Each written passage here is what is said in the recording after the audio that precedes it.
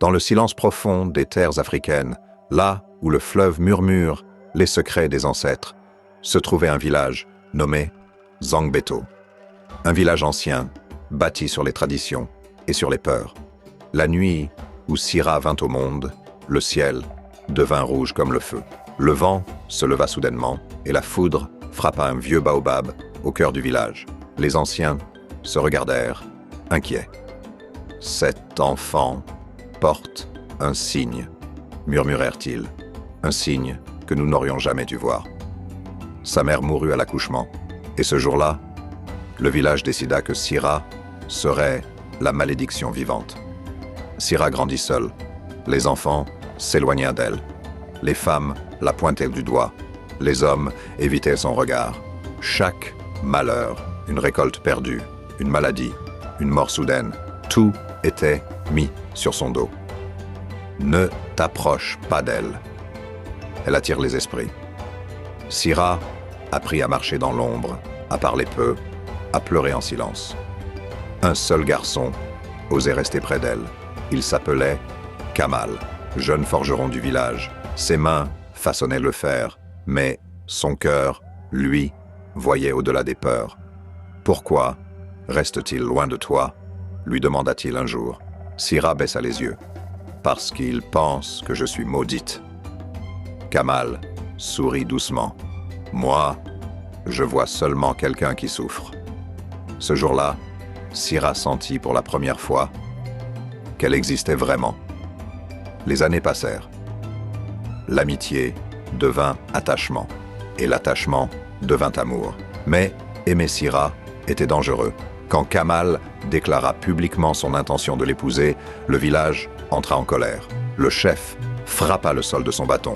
Celui qui épousera la maudite sera banni, qu'il quitte le village et n'y revienne jamais. Un silence lourd tomba. Kamal leva la tête. Alors, je partirai avec elle, car je préfère l'exil à une vie sans vérité. Sira sentit son cœur se briser et renaître en même temps. Cette nuit-là, Sira fit un rêve plus réel que la réalité. Elle se tenait près du fleuve, vêtue de blanc. Une femme apparut devant elle, le visage doux, les yeux anciens. « Tu n'es pas maudite, Sira, tu es la clé. »« Qui êtes-vous » demanda-t-elle.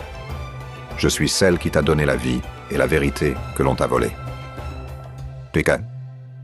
La femme révéla le secret.